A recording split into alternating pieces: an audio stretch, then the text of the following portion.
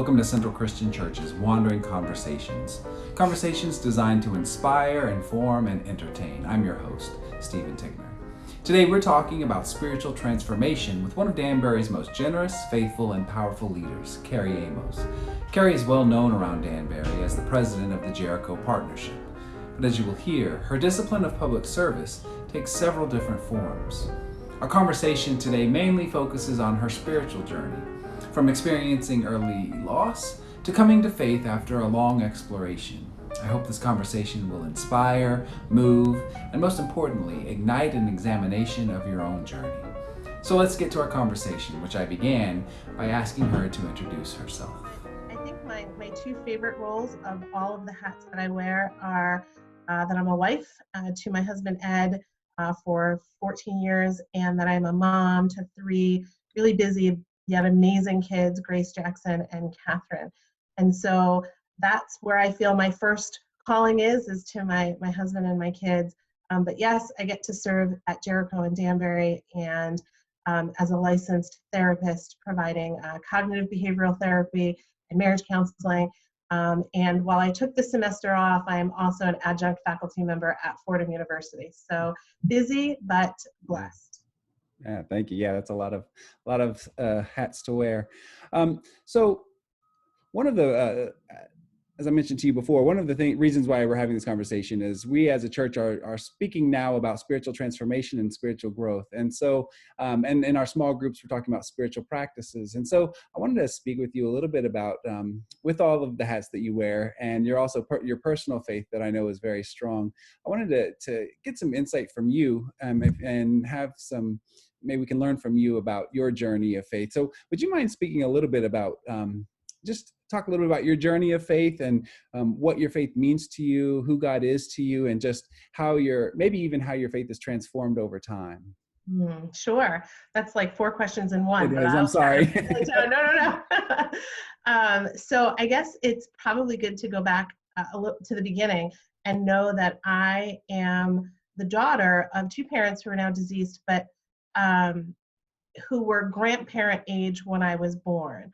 My father was an African-American man who fought in World War II. Oh, wow. And my mother was a half Irish, half Native American, I'm just going to let that sit for a minute, woman who had 8 children, and I am number 8. And there are 24 years between myself and the oldest. Wow. So yeah, I remember being a kid and saying, was I adopted? And them looking at me saying, do you think after all these years we would have wanted to adopt a child after having children in 25 years?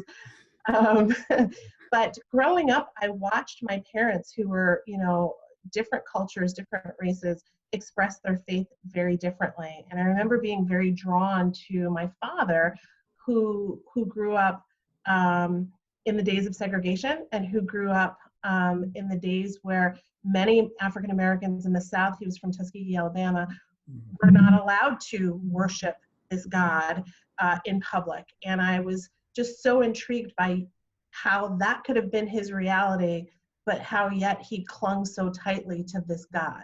So growing up, I believed because I was taught to believe, and it was my parents' faith, and I did what they said to do, and probably pushed back a little bit. But then as early teenager years, both parents passed away. And so I was left to kind of be raised by my siblings and really grapple with, if there is a God, and if this God is real, why am I 15 with no parents? I really don't understand. And so at that point I had to try to make my faith my own. And I walked away from faith, from organized religion, from faith, from church for a while. But I realize now that I didn't walk away from faith. I walked away from the building and the people and the clergy and the practices.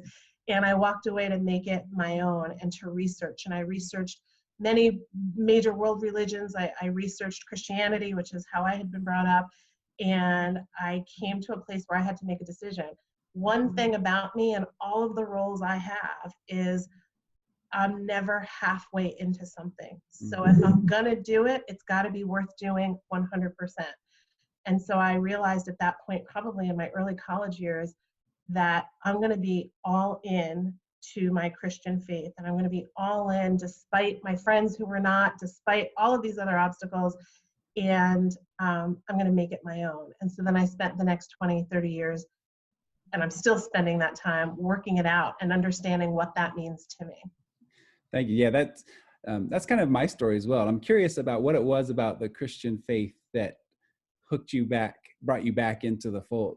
I say to the fold, but why you decided to choose Christianity when you were researching all the others. What was it? Was there? Do you remember a particular something about it that interested you or that grabbed you spiritually? Yeah, I do actually, and it was in my exploration of some other world religions and other denominations within Christianity. Just, and when I say exploration, it's not like I spent years and years and years looking at every theology, but I spent enough time for it to make sense to me. And I looked at what so many of them have in common, which is a gift, and that's service and humanity, and I love that. I looked at the life of Jesus, and I read a book called The Case for Christ, and I read the Chronicles, the Dead Sea Scrolls, not all of them, but some of them, and I realized that there were so many things that could be, according to man or science, proven.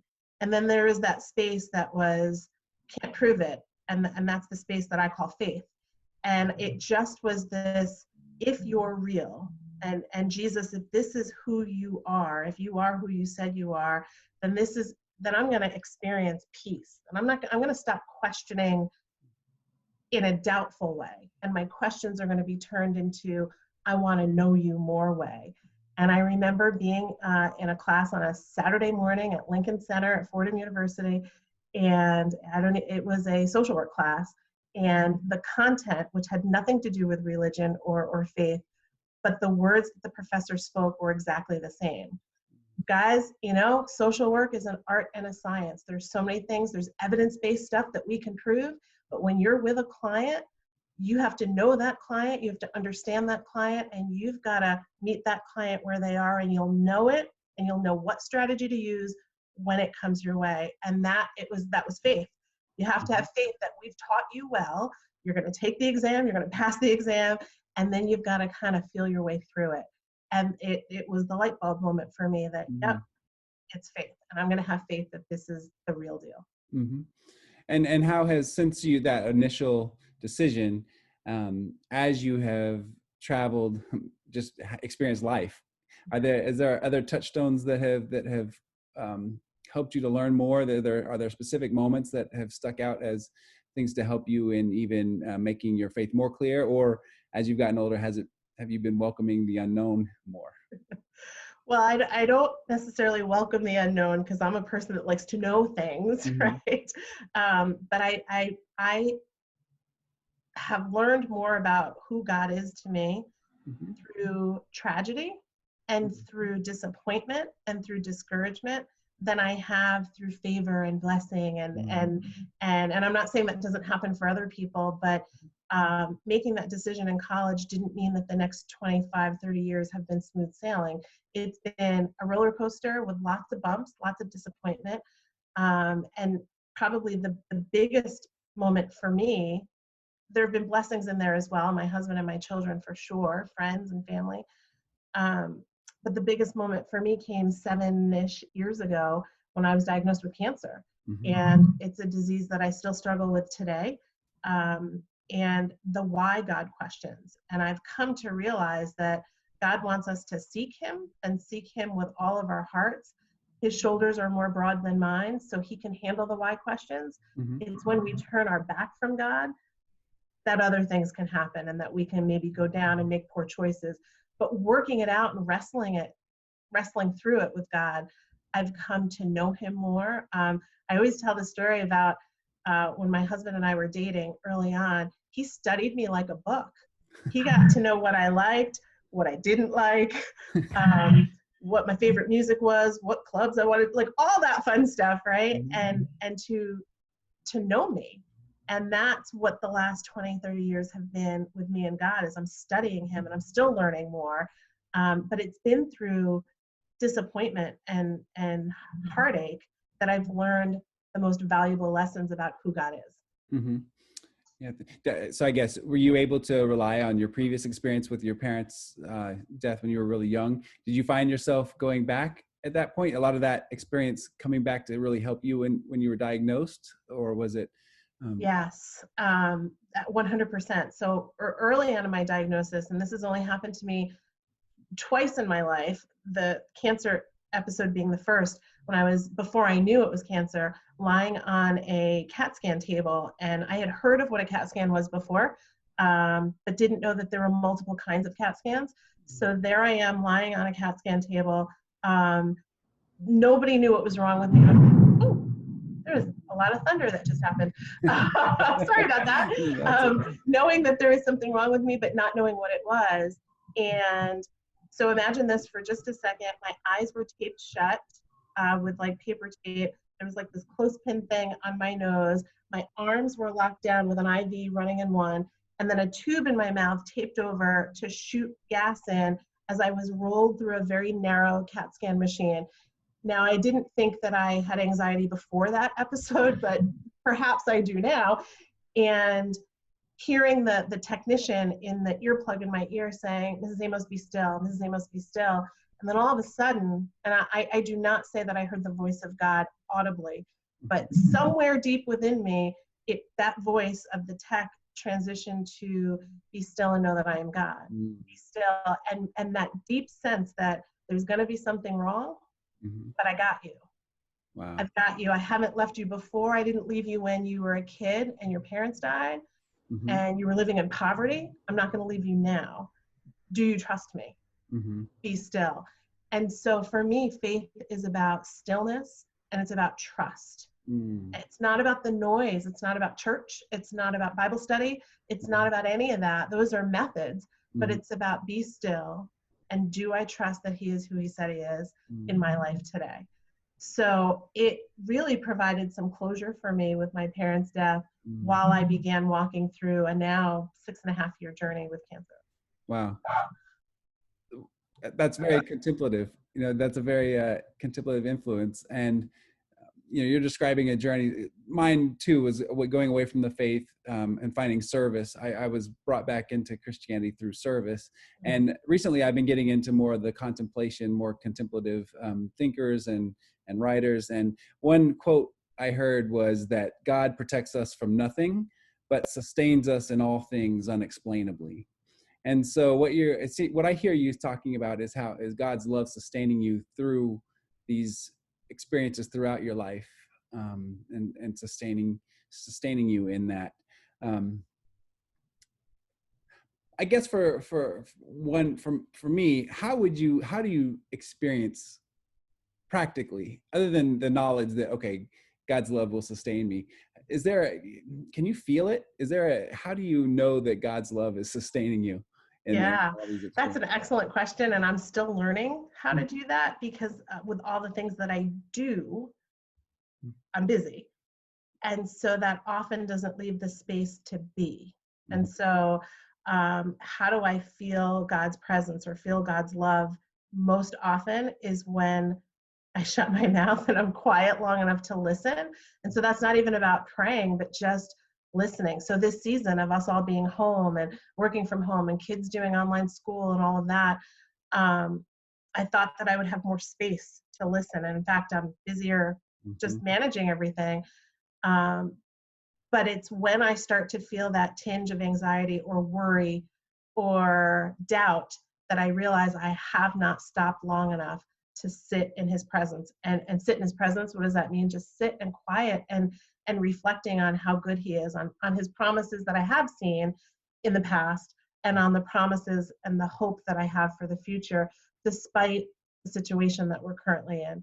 So that's how I feel. I also, in very practical terms, when I look at my kids, when I look outside, in the midst of this virus and people suffering tragically and dying, I can look outside and still, it sounds silly, but like hear the birds and how the flowers and and like God in nature. And one of the things we get to do at Jericho is provide food through a food pantry, and that's not to make us feel good. And I don't like the credit for it. And I wish that we didn't have to announce that, because It's not about us.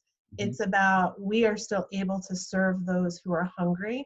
And that is how I experience God's love, is knowing that we were able to contribute to families who are going without right now. So in the doing and in the being is where I see God show up in my life the most. Awesome. That's awesome. So that kind of hits my last question. I was going to ask you about a practice if someone was looking for spiritual um, to feel the presence of God. I call it, we're on the journey of spiritual transformation. Like, what is one thing someone can do to do that, to experience the presence of God? And that seems your recommendation. Yeah, absolutely. And I think we can experience God all day, every day. But if it's a new habit, if it's a new desire for someone to really cultivate that, to feel that love and to understand who God is, make it the first thing you do on your agenda list. Maybe spend the first 5, 10, 15, 20 minutes, whether it's reading or praying or journaling or just sitting quiet, and making that a habit. It just kind of starts the day grounded. God, where am I going to see you today? How can you use me today? I love that. We do that as a family, and it's really just been a good habit for all of us to start our day with the Lord. Yeah, that's good. Thank you. If anybody wants to do anything with Jericho as far as the food pantry and everything, where do people go? Are you taking donations? Are you? Yeah, both and. So if people know of people in Danbury who don't have access to food, our food pantry is open on Fridays from 1 to 3, and that's at 22 Maple Avenue. There are other food pantries open on the other days. We are a part of the Food Collaborative, so that there's a food pantry open every day. But if Friday is the day people want to come, then it's us. If people want to donate food, same location. But either way, they can visit our website, jerichopartnership.org, and see all of the information as to where it's located, the address and the hours, and more information. Okay, great. Well, thank you for taking this time. I know you're busy, and I appreciate you taking a time out of your schedule to talk with me today. My pleasure. Thank you for all you're doing in Danbury. Yes, thank you. Wasn't that great?